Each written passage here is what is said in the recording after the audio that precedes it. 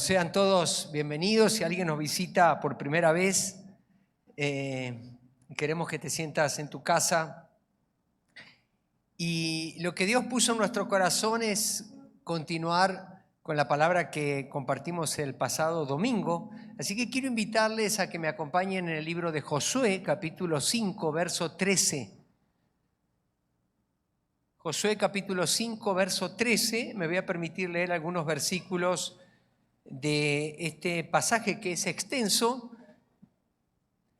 pero que no lo voy a leer todo para que usted en su casa me haga el favor de completar los versículos que no leamos. Voy a leer lo suficiente como para que entendamos la historia. Hemos estudiado el libro de Josué en los grupos de conexión y hemos estudiado justamente estas historias. El libro de Josué, como ustedes saben, trata acerca de la conquista de la tierra de Canaán por parte del pueblo de Israel, que acababa de cruzar el desierto nada más y nada menos que por 40 años. No era la voluntad de Dios, decíamos el domingo pasado, estar 40 años en el desierto, pero el pueblo estuvo 40 años a causa de su desobediencia, de su necedad, de su tosudez. ¿No se ha preguntado usted por qué algunos de nosotros, habiendo conocido al Señor hace 5, 10, 15, 20, 30, 40 años, estamos en alguna de las situaciones de nuestra vida igual? Nos autoengañamos y decimos hemos avanzado, pero cuando le pedimos a las personas que nos rodean y que nos digan realmente cómo estamos, estamos igual. Por no decir que algunos estamos peor o peor, que es como más espiritual. Diga conmigo, esa no es la voluntad de Dios. O sea, no se consuele tontamente diciendo, bueno, es que es mi cruz. Es que es mi cruz aguantar tantas cosas y estar como estoy. No, no es su cruz. Su cruz es seguir a Cristo, y seguir a Cristo, como decía la pastora, implica guerra, implica conquista, implica sudor, implica lágrimas, implica a gritos y sombrerazos, pero la victoria es del Señor. El final siempre es victoria. Y hoy vamos a adentrarnos en una historia que termina con final feliz. Es una gran victoria. Es el primer gran desafío que tiene el pueblo de Israel cuando entra en la tierra prometida, y justamente es la batalla de Jericó. Pero antes pasa algo muy importante, versículo 13 del capítulo 5. No sé si hay como un retumbar, no sé si me pueden ayudar ahí en los ingenieros del sonido, no sé si soy yo. Dice, cuando Josué estaba cerca de la ciudad de Jericó, miró hacia arriba y vio a un hombre parado frente a él con una espada en la mano. Josué se le acercó y le preguntó, ¿eres amigo o enemigo? Ninguno de los dos, contestó. Yo soy el comandante del ejército del Señor.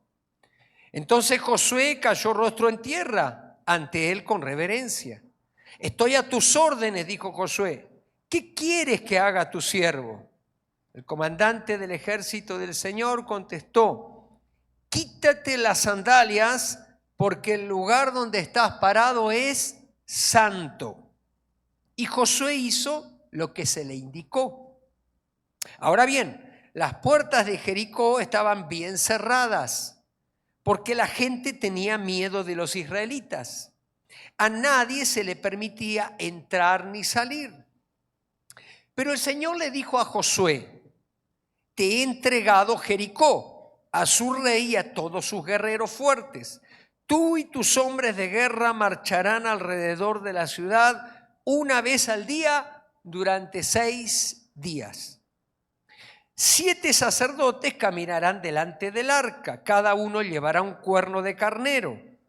El 7º día marcharán alrededor de la ciudad 7 veces, mientras los sacerdotes tocan los cuernos. Cuando oigas a los sacerdotes dar un toque prolongado con los cuernos de carnero, haz que todo el pueblo grite lo más fuerte que pueda. Entonces los muros de la ciudad se derrumbarán y el pueblo irá directo a atacar la ciudad. Vamos a saltarnos al versículo 12, porque los versículos anteriores lo que hacen es relatar cómo explica, cómo transfiere la instrucción que Dios le da a Josué ahora al pueblo, pero en el versículo 12 dice así: Josué se levantó temprano a la mañana siguiente y una vez más los sacerdotes cargaron el arca del Señor. Los 7 sacerdotes marcharon delante del arca del Señor sonando los cuernos de carnero. Los hombres armados marcharon delante de los sacerdotes que llevaban los cuernos y detrás del arca del Señor. Durante todo ese tiempo, los sacerdotes no dejaron de sonar los cuernos. Ese segundo día volvieron a marchar alrededor de la ciudad, solo una vez, y regresaron al campamento.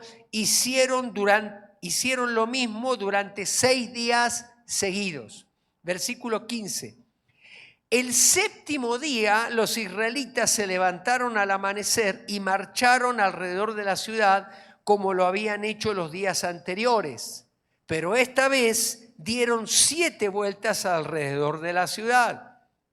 En la séptima vuelta, mientras los sacerdotes daban el toque prolongado con los cuernos, Josué les ordenó a los israelitas: griten porque el Señor les ha entregado la ciudad. Jericó y todo lo que hay en la ciudad deben ser destruidos por completo como una ofrenda al Señor. Solo se les perdonará la vida a Rahab, la prostituta, y a los que se encuentren en su casa, porque ella protegió a nuestros espías. Versículo 20. Cuando el pueblo oyó el sonido de los cuernos de carnero, gritó con todas sus fuerzas. De repente los muros de Jericó se derrumbaron y los israelitas fueron directo al ataque de la ciudad y la tomaron. Con su espada destruyeron por completo todo lo que había en la ciudad, incluidos hombres y mujeres, jóvenes y ancianos, ovejas, cabras, burros y todo el ganado.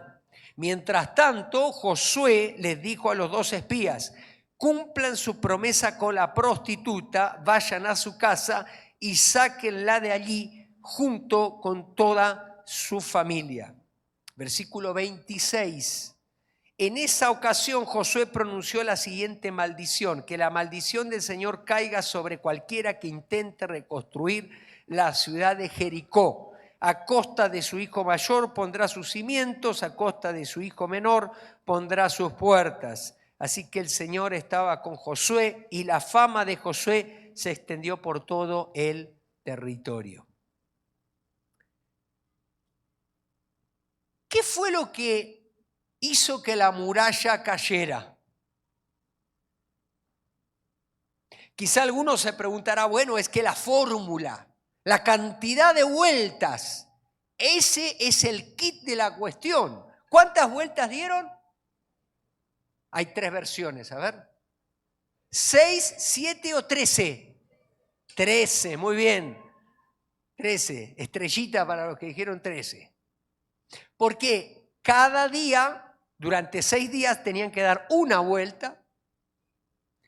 Y el séptimo día tenían que dar 7 vueltas. Así que 6 más 7, 13. Pero la realidad es que ese no fue el secreto de la victoria. Quizá algunos deben pensar: bueno, el secreto de la victoria estuvo en el grito. Cuando sonaba el cuerno, prolongadamente dice que tenían que gritar más fuerte. Por eso la canción que nos guió recién Jeremías hace un rato conecta exactamente y la vamos a cantar en un rato. Porque gritar es un símbolo de coraje. Muchos de nosotros no obtenemos victorias en la vida porque primero no hacemos un buen coraje. Usted al enemigo no lo puede tratar como un amigo. no lo puede tratar como un huésped. Usted al enemigo lo tiene que tratar como lo trató Jesús. Apártate de mí, Satanás. Al Señor tu Dios adorarás. Fuera de aquí. A los demonios se los echa fuera. No se conversa con los demonios. Porque el demonio siempre te va a ganar. Por demonio y por viejo. Porque tiene más años sobre la tierra engañando a la gente. Desde el Edén hace bien su tarea. Pero Cristo Jesús lo venció en la cruz del Calvario. Le aplastó la cabeza. Por eso nuestra victoria no está en conversar con los demonios. Nuestra victoria está en estar escondidos en Cristo. ¿No le quiere dar un aplauso al Señor? Él es nuestra victoria.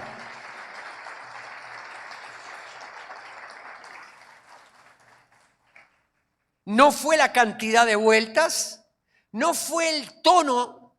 Recién tocábamos la canción en si bemol. Bueno, hay que tocar en si bemol para que se caigan las murallas. No. ¿Qué fue? La fe.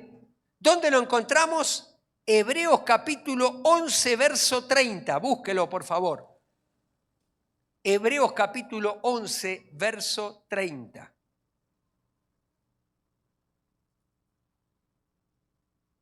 Ahí encontramos la respuesta.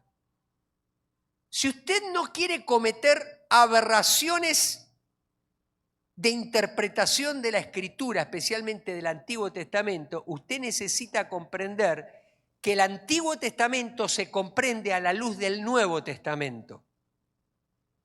Cuando uno estudia la Biblia, uno necesita entender que nosotros vivimos después de Cristo. Cristo ya vino y es la máxima revelación. Por eso, para no cometer errores de hacerles decir a la Biblia lo que no dice, necesitamos saber lo que dice el Nuevo Testamento. Y en capítulo 11, versículo 30 de Hebreos, nos da la clave de interpretación de lo que sucedió. Y dice, fue por la fe que el pueblo de Israel marchó alrededor de Jericó durante 7 días y las murallas se... ¿Por qué fue? ¿Por qué fue? Fue por la fe que Rahab la prostituta no fue destruida junto con los habitantes de su ciudad que se negaron a obedecer a Dios, pues ella había recibido en paz a los espías. Es muy interesante que en este capítulo de Hebreos, que es conocido como la Galería de la Fe, se le dedican nada más y nada menos que 2 versículos a hablar de Jericó. Significa que Jericó es una historia importante. ¿Por qué? Porque fue la primera gran batalla con la que se enfrentó el pueblo de Israel cuando entró en la tierra prometida. Para los que no estuvieron el domingo pasado, decíamos el domingo pasado que la tierra prometida, es decir, Canaán, aquel lugar al cual Dios los había dirigido desde el mismo momento en que salieron de Egipto, de la opresión egipcia. Ese lugar es un símbolo, significaba la tierra de las promesas, la tierra donde fluye la leche y la miel. Pero paradójicamente, en esa tierra no iba a ser como Cancún. No iba a ser como Mazatlán, porque nosotros decimos la tierra donde fluye leche y miel y entonces todo se da solito. No, el pueblo de Israel venía acostumbrado a vivir de milagro en milagro de la intervención de Dios, no porque tuvieran fe, sino porque era un pueblo inestable. Era un pueblo que necesitaba milagro tras milagro para creer en Dios.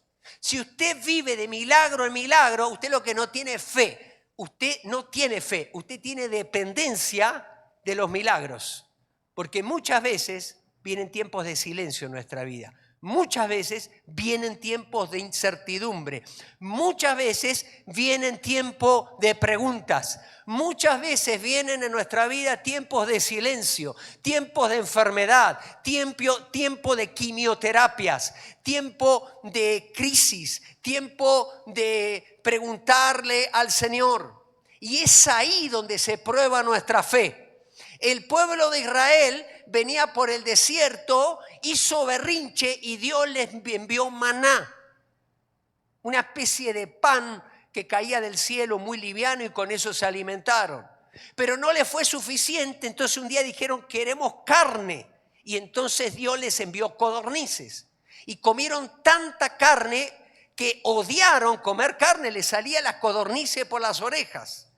Hizo berrinche y entonces dijeron, queremos agua y necesitamos agua, y entonces salió agua de la roca. Y ahora hicieron berrinche y queremos luz en la noche y queremos sombra en el día. Y todo Dios se lo concedía a causa de que era un pueblo inmaduro.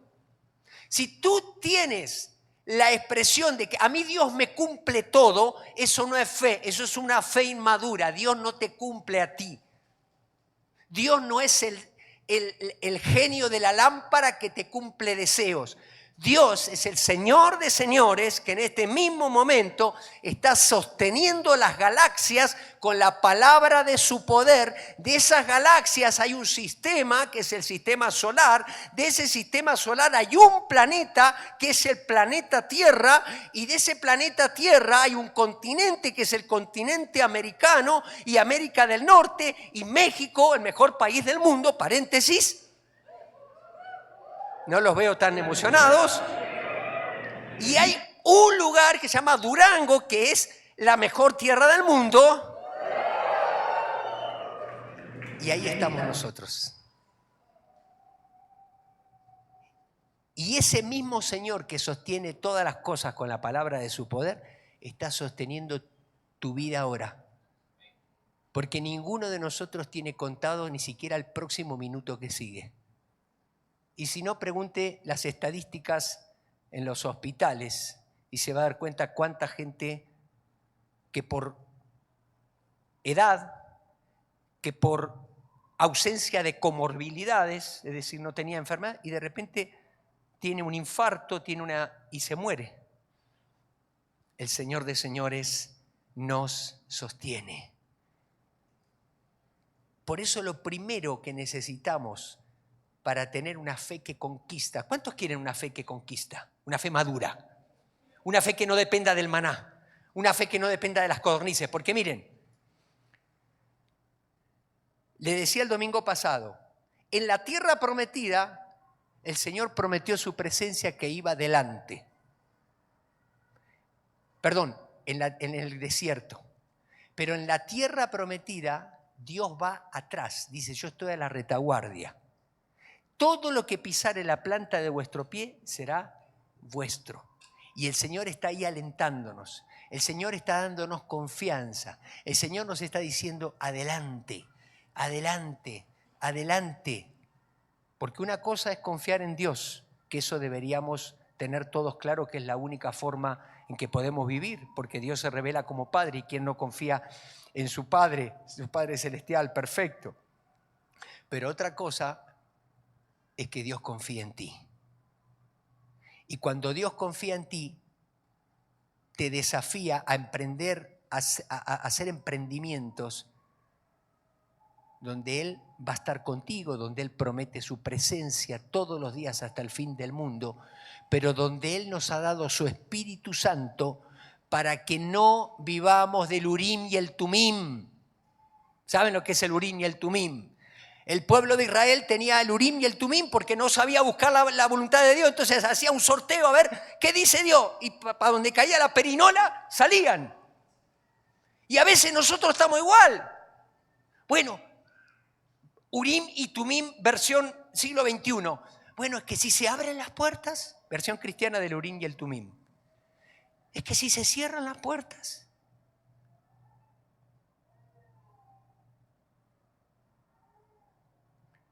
¿cuántos quieren una fe madura? En primer lugar, esa fe que conquista comienza con la revelación de una persona. Todo se reduce a una persona en la Biblia. El mensaje de la Biblia es acerca de Jesucristo. Este libro habla desde el Génesis hasta el Apocalipsis. Si ustedes preguntan, ¿de qué trata la Biblia? Habla de Jesucristo, de tapa a tapa. Por eso decía José Juan, yo soy el alfa y la omega. Significa la primera y la última letra del abecedario griego. El principio y el fin. Todo se trata de Jesucristo. Es nuestro Salvador, es nuestro Señor, nos revela al Padre, es nuestro pastor, es nuestro sanador, Él nos ofrece su amistad, Él quiere que nosotros le sirvamos, es a quien amamos, es de quien dependemos, es el centro de toda nuestra vida. Por eso la fe que conquista comienza con la revelación de una persona. Y en este caso Jesucristo se revela como comandante en jefe. Ese ángel que aparece ahí con la espada desenvainada no es sino lo que los teólogos llaman una teofanía. ¿Qué significa? Una aparición de Jesucristo en tiempos del Antiguo Testamento en forma corpórea. ¿Cómo nos damos cuenta que es el Señor Jesucristo? Pues porque Josué, al verlo, hace una reverencia y se postra como haciéndolo delante de Dios. Y nadie se postra, nadie adora, ningún israelita va a adorar a alguien que no sea Dios, porque ellos son monoteístas, como nosotros. Hay un solo Dios. Entonces él reconoce la presencia de Dios. Hay una reverencia que cae en ese lugar. Porque cuando Dios se propone hacer algo con nosotros, lo primero que hace es revelarse a sí mismo, dar a conocer su persona. Josué necesitaba conocer a Dios como ¿Por qué lo necesitaba conocer como el comandante en jefe? Pues porque iba a una guerra. No lo necesitaba conocer como el sanador, porque Josué estaba sano. Tenía más de 80 años, había atravesado todo el desierto, era un hombre sano. No necesitaba sabiduría, porque era un hombre que tenía mucha experiencia en la guerra. De hecho, la instrucción que le da Dios para la guerra es totalmente carece de sentido. Lo que él necesitaba es identificar quién estaba a cargo. Entonces Dios le dice a Josué, ¿qué le dice? ¿Qué dije a Josué? ¿A Moisés? A Josué. Porque luego mi señora me mira y me dice que traspolo las palabras, y sí, es verdad. De repente digo un término y estoy pensando en otro. Josué tenía toda la experiencia para dirigir ese ejército, tenía el respeto, pero entonces Dios le dice, yo estoy a cargo, acá vengo como comandante en jefe. ¿Cómo necesitas conocer tú a Dios en esta tarde? ¿Qué situación estás pasando? ¿Cómo necesitas conocerlo a Dios de manera personal? María y Marta lo conocieron como la resurrección y la vida. Él era su amigo. Jesús iba a comer a la casa de María y Marta. Lázaro era su amigo. Pero ese día que había muerto Lázaro, lo conocieron como la resurrección y la vida. Abraham lo conoció como el Dios que proveerá cuando fue a sacrificar a Isaac. Elías como fuego consumidor. Moisés como el que es. Yo soy el que soy. ¿Cómo lo necesitas conocer tú en esta tarde? ¿Qué situación estás pasando? ¿Cuál es tu Jericó? En segundo lugar, la fe que conquista es una fe que actúa con la palabra de Dios, que revela sus propósitos, la palabra profética. Ahora, escúcheme, hay dos tipos, y esto lo hemos dicho muchas veces, hay dos tipos de palabra profética. Diga conmigo, la Biblia. Esa es la palabra profética por excelencia que dice el apóstol Pedro, la palabra segura. Usted necesita conocer la Biblia, necesita leer la Biblia, necesita, como nos enseñan los gedeones, entender que la fe viene por el oír y el oír por la palabra de Dios. No por Condorito, ni por Mafalda, ni por Ventaneando. Eso tiene su lugar. Si está aburrido, vea un capítulo o una serie. Pero la fe viene por el oír, por escuchar a Dios. Si usted es de esas personas que se levantan y ponen el noticiero y luego leen las noticias de todas las noticias amarillistas y luego ven todos los reels con las fake news, usted va a estar desinformado y va a estar además deprimido y va a estar mal informado. ¿Por qué? Porque además de leer los periódicos, que está bien, los cristianos lo tenemos que hacer, yo lo hago, leo las primeras planas internacionales, leo lo que me mandan nuestros amigos que tienen medios. Eso usted no lo puede leer separado de esto, porque si usted lee las noticias sin leer la palabra de Dios, usted va a caer en depresión. Usted no va a saber ni para dónde ir. Usted va a vivir en miedo. Pero si usted lee la palabra de Dios, usted se va a dar cuenta que el comandante en jefe está a cargo y que este mundo no rueda para vaya a saber dónde, y que usted es parte de los propósitos de Dios. Diga conmigo, la primera es la Biblia. Pero luego Dios le da una palabra específica. Está la palabra, la Biblia es para todos, pero de ahí Dios le habla una palabra específica para usted. Como yo les comenté el testimonio el pasado domingo de aquel papá que no sabía cómo acercarse con su hijo, había perdido el corazón de su hijo, y conversando Dios nos mostró que la forma que tenía de acercarse con su hijo era ir a un juego de fútbol americano y pasar el tiempo con él en el horario del culto. No en cualquier horario, en el mismo horario del culto. Y yo le dije, no lo quiero ver en la iglesia ese día. Y me va a decir cómo le fue. Y cuando terminó el juego, el muchachito que hacía años que no se estrechaba con su padre, se fundieron en un abrazo y en llanto. ¿Por qué? Porque para ese papá, la instrucción, la palabra profética específica, que la conocemos generalmente como la rema, es la espada del Espíritu.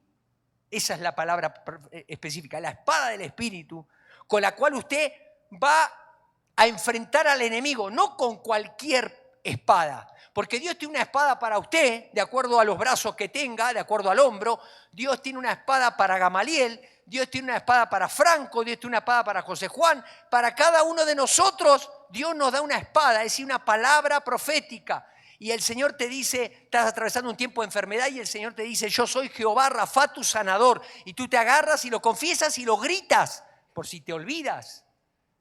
Y tú ves que tu hijo se está alejando de los caminos del Señor y que has perdido su corazón, pero Dios te da una palabra segura para ti, que es la palabra que dice, tú y tu casa serán salvos, pero además el Señor te da una palabra específica.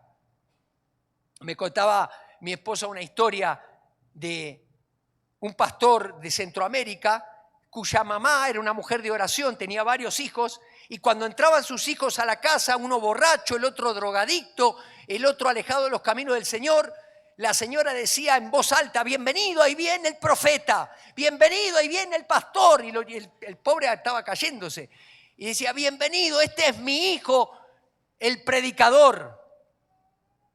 Y después de ellos oírlo, por no sé cuántos años, hoy todos son pastores, predicadores, sirven al Señor. ¿Por qué? Porque ella agarró una rema, agarró en la oración con Dios, en la comunión con Dios, dejó de creerle al enemigo que le estaba diciendo, te estoy robando tus hijos, ¿de qué te sirve tu cristianismo? Mirá, ¿para qué predicás? Mirá cómo está tu testimonio. Al diablo tú lo tienes que enfrentar con la palabra de Dios. Porque si tú le tienes miedo, él ya ganó la batalla. Tú no lo enfrentas por ti, lo enfrentas con la palabra de Dios. Pero la palabra de Dios hay que conocerla, hay que estudiarla, hay que leerla, hay que entenderla, hay que apropiarla, hay que memorizarla. ¿Cuál fue la palabra específica para Josué? He entregado en tus manos a Jericó y a sus guerreros, a su rey con sus guerreros. La palabra profética, lo que Dios te dice de manera puntual, necesitas transpirarla. No se va a dar sola. Ay, Dios me habló de que voy a prosperar y voy a ser una persona tan próspera y que voy a ser cada vez más generoso, como recién nos ministraba en la ofrenda José Juan. Voy a ser dueño de ese burrito, que el Señor cuando necesite un burrito me lo pida. Que cuando vayamos a Invasión de Esperanza y se necesite una camioneta, me la pidan. Yo quiero ser de esa gente próspera, que el Señor cuente conmigo. Para eso es la prosperidad. Es para nosotros colaborar con los designios del Señor, porque cuando nosotros tenemos y somos generosos, Dios nos confía más. Esa es la dinámica del reino. ¿Pero qué crees? Para estar en esa posición tienes que laburar un montón y ser muy inteligente. Porque muchos piensan que, ay, mira mira cómo Dios lo prosperó, en algo raro debe andar. Lo primero que pensamos, cuando Dios prospera a alguien, en algo raro debe andar. No, mijito, se levanta todos los días desde hace 20 años a las 6 de la mañana y labura, y además es un tipo inteligente y se capacita y tiene gracia para hacer lo que hace. En lugar de criticarlo, preguntarle cómo hizo la lana y vas a aprender. Silencio. Digo, no todo el mundo aparentemente prospera de esa forma, pero todo vuelve. Si alguien prospera mal, el que a hierro mata, hierro muere, eso tiene poca vida. Pregúntale, yo le pregunto a las personas que prosperan económicamente, les pregunto. Eso de que hay muchos, hoy está la idea de que, pongo un negocio, contrato unos empleados y ahí lo dejo que funcione y me va a dar un montón de lana. No existe eso. ¿Quién te dijo eso? No existe. Tienes que estar ahí, los primeros 2 años no te va a dar nada, vas a tener que poner y poner y poner. Y después a ver cómo más o menos despega. Y así es en todo, las profesiones. Los médicos, los abogados, los ingenieros, se tuvieron que quemar las pestañas para poder hacer lo que hacen. Y Dios los bendice. Y aún hay personas que son empleadas ejemplares y que les han otorgado la responsabilidad de un negocio aún con un 2º grado de la primaria. Pero luego viene el licenciado, que recién acaba de salir de la facultad. No, perdón, el maestro. Porque si al licenciado le decís maestro, lo ofendés. Y si al maestro le decís, al doctor le decís maestro, lo ofendés. Entonces yo siempre en la universidad les pregunto, ¿cómo te digo?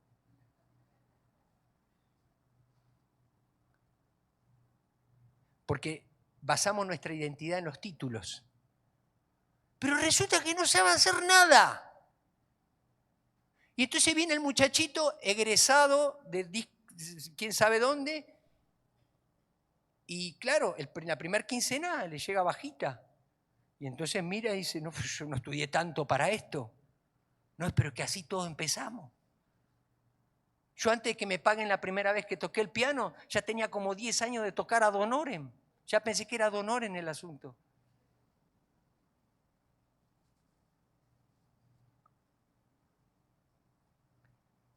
Diga conmigo, palabra profética. Necesito, no lo veo muy convencido, necesito transpirar la camiseta o la playera, como tú quieras decirle. Tienes que trabajar. Ay, pastor, el Señor a mí me dio una palabra profética, que me voy a casar en 2 años. Entonces a los 2 años yo de esas cosas me acuerdo y lo miro. ¿Y? No llegó. Está esperando que baje de una nube.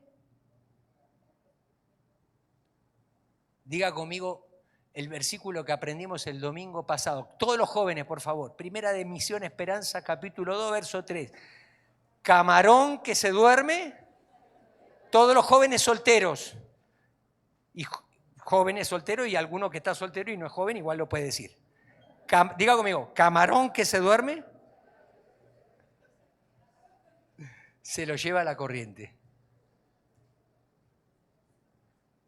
Claro, porque cuando, escúcheme, usted no se tiene que preparar para las cosas en la vida, no se tiene que preparar cuando llega la oportunidad. Usted tiene que estar preparado para que cuando llegue la oportunidad, usted la agarre.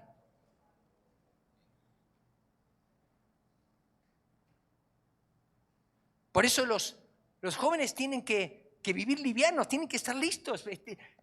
Pero a la misma vez de no estar atado a cosas que no tienen que estar atados en este tiempo de su vida, es el tiempo para prepararse, porque cuando estén casados va a ser difícil que puedan estudiar tantas horas. Va a ser difícil que puedan incluso dedicar tiempo a su aspecto personal. Pero si usted genera hábitos en ese tiempo, usted los va a mantener toda su vida y va a ser una persona saludable y va a poder bendecir a muchos.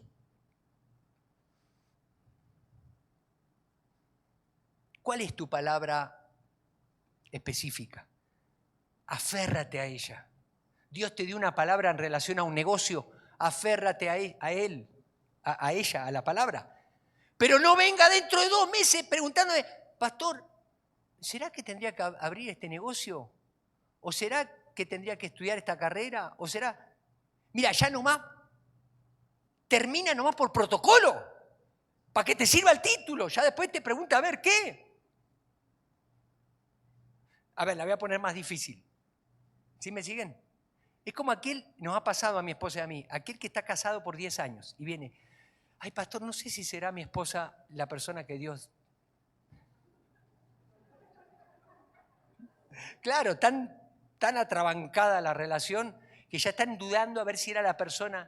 Entonces yo le digo, ¿tenés un anillo? Muchas de esas personas no tienen ni anillo porque ya se les perdió, se les fue por el lavadero, no sé, algo. Entonces le digo, ¿tienes tu acta de... Ahora le digo, te dejo una tarea, ve a tu casa. ¿Sí me vas a hacer caso? Sí. Ve, tienes guardada tu acta de... Yo tengo mi libreta de boda, ¿cómo se llama? De matrimonio, del registro civil. Ve al acta de matrimonio. Y si no, ve al registro civil y le hago sacar un acta de matrimonio. Ve, ¿qué dice con quién estás casado?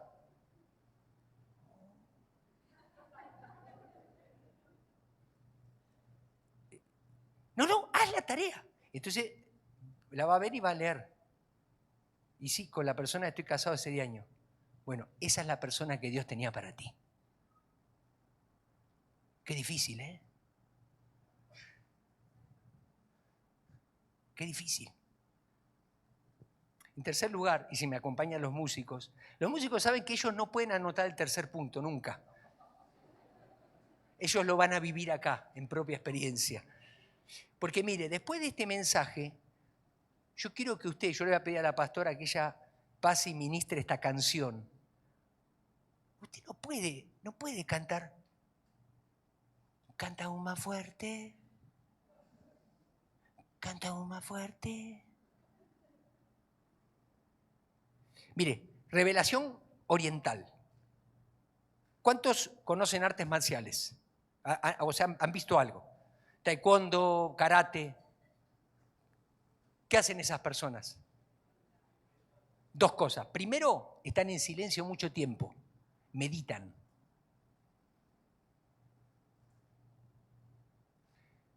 Y luego, cuando viene el momento de expresar su arte, ¡ya! Veo cómo se despertaron, ¿eh? ¡Ya! ¿Sí o no? Y dicen que el grito a uno le da el coraje que necesita para enfrentar el enemigo. Es parte, ¿no es cierto?, de darse ánimo. Nosotros hacemos al revés. Antes de la guerra hablamos y explicamos todo y le decimos a Dios cómo tiene que hacer las cosas. Y cuando tenemos que gritar, estamos en silencio. Y el enemigo se nos ríe en la cara. Por eso hoy vamos a aprender estrategia de guerra. La estrategia de guerra son principios. No es que tenemos que hacer esto. Mire, casi siempre el plan que Dios nos va a dar va a burlar nuestra forma de hacer las cosas. Porque la fe que conquista se consume cuando obedecemos. Diga esa palabra. Obedecemos el plan.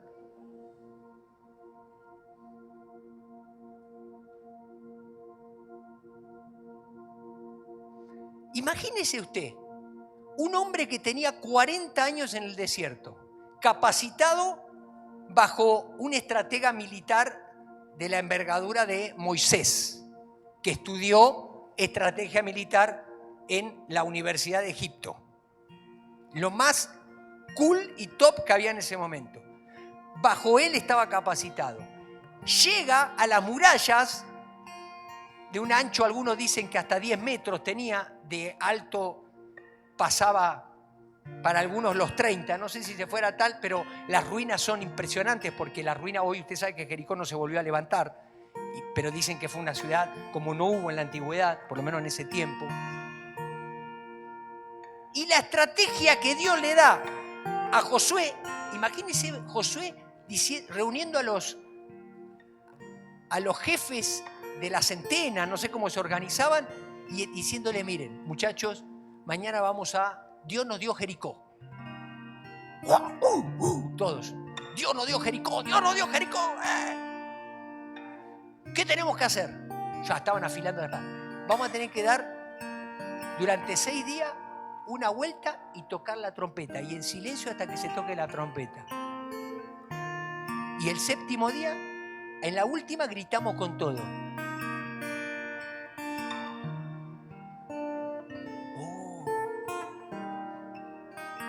¡Qué estrategia! Yo creo que los capitanes se mirarían así.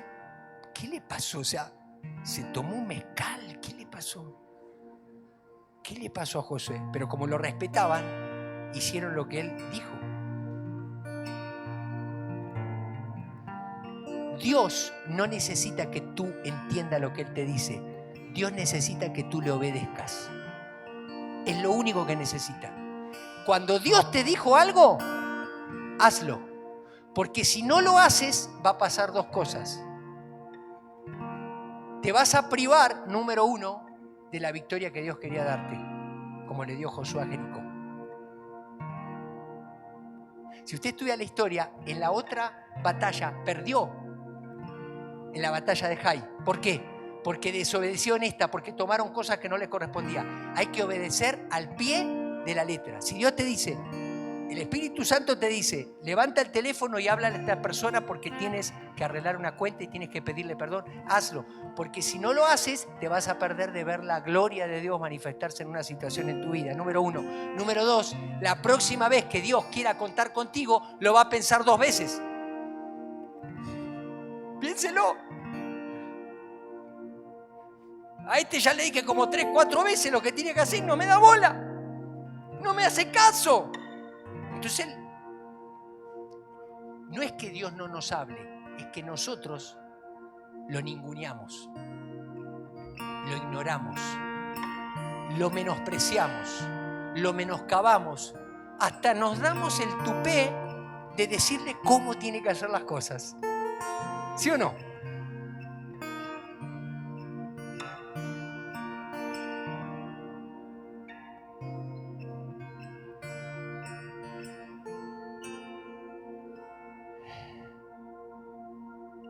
Dios nos da instrucciones específicas.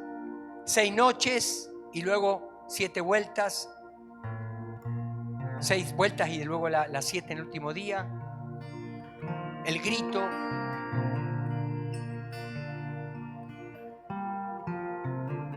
Instrucciones específicas, lo único que requiere es obediencia.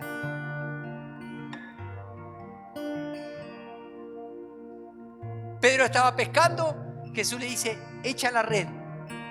Y Pedro bien atrabancado que era, pero Señor, a ver, tú eres carpintero, yo soy pescador, yo soy el que sabe, pesqué toda la noche. Y Jesús, me imagino, se lo quedaba mirando. Y ya empezó a aplicarle todo. Bueno, está bien. Así de malas. En tu nombre echaré la red, porque no dijo, en tu nombre echaré la red. No, está bien, en tu nombre echaré la red. Ya, para irnos. Echa la red y no la puede sacar de los pescados que agarraron. Porque Pedro era atrabancado, pero era obediente. Muchos de nosotros somos muy respetuosos en la forma de responder. Sí, Señor, maravilloso Señor, y no obedecemos nada. Por eso en la parábola de los 2 hijos, Jesús elogió ¿a cuál? Al segundo. El primero que dijo, sí, voy a ir, voy a hacer lo que me pidas, pero no fue. Y el segundo que hizo, despotricó, puso argumentos, pero luego estaba sentado y dijo, la verdad, voy a ir. Y Jesús dijo, ¿quién hizo la voluntad? El que fue. Porque la obediencia no se mide en tus intenciones o en tus pensamientos, sino en lo que haces, lo que se ve.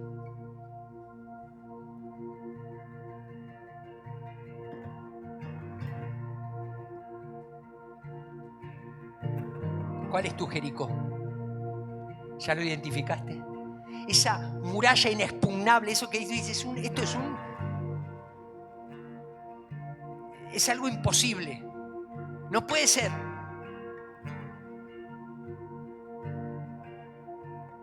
Quizás sea un tema matrimonial. Mi matrimonio no tiene arreglo, una muralla enorme.